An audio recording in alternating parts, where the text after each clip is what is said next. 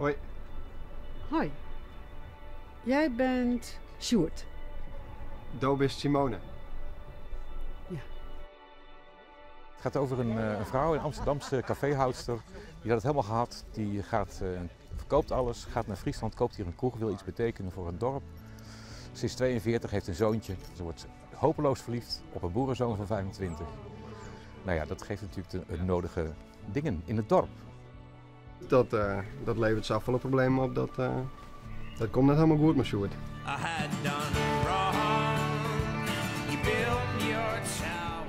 Hij kan het boerenbedrijf niet meer runnen. En daardoor rekent er in het tiers met zichzelf.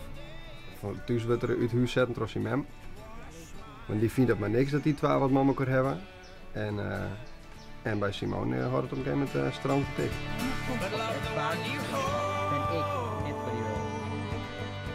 Rubbermeijer, je hebt het stinkhol van je opruimen heb je beloofd. Dat heb je niet gedaan. Hoe moet ik je nou stofzuigen? Ze heeft een zoon, ze is 43. Ze komt als een buitenstaander komt ze in een dorp, in een gehuchtje eigenlijk. Iedereen spreekt Fries, het is een eigen cultuur. En doordat zij natuurlijk dat café begint, betekent het ook iets voor de cultuur, voor de gemeenschap daar.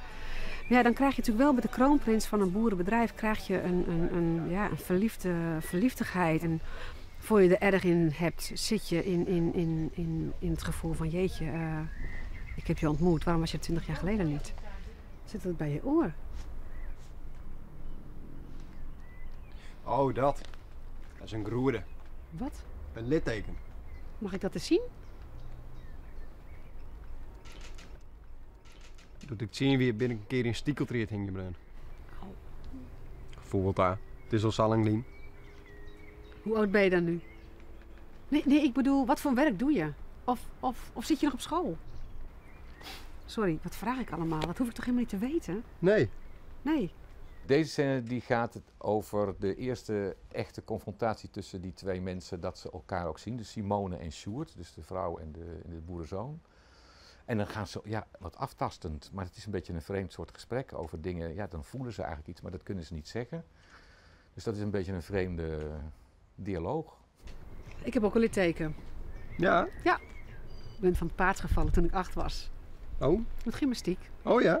Ja. Sloeg het op een rin. Oh, jij gelooft mij niet, hè? Wil je het zien? Nou, Nee, dat hoef jij dan weer niet te weten. een oren keer graag. Afgesproken. Die twee die lezen elkaar tinkel. Die verschillen op bepaalde gebieden zo erg dat elkaar ondoet. En daar het land van schraal, bier en vieze borden. Wat het drama voor mij is dat ik natuurlijk in een soort van conflict zit. Van, ga ik hiermee verder of niet? Wat moet ik een keus maken om hem los te laten?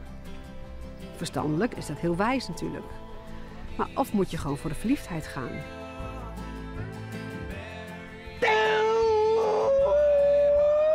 Het lijkt me heel lastig. Het lijkt me enorm echt frustrerend dat je het niet weet. Dat je denkt, ja, waar ga ik voor? Ga ik voor mijn kop of ga ik voor mijn gevoel? Er zitten hele mooie serieuze dingen in, hele warme en poëtische dingen. En daartegenover zitten er ook weer wat kluchtachtige slapstick elementen in. Want het is natuurlijk zo'n dorpsvergadering waar dan op een gegeven moment iedereen ook zit. Nou ja, en iedereen praat natuurlijk, iedereen wil zijn eigen belang achterna. Dus dat wordt ook natuurlijk een ratje toe. Nou ja, zo zitten er heel veel. Het is een mooie afwisseling van humor en het serieuze en poëtische.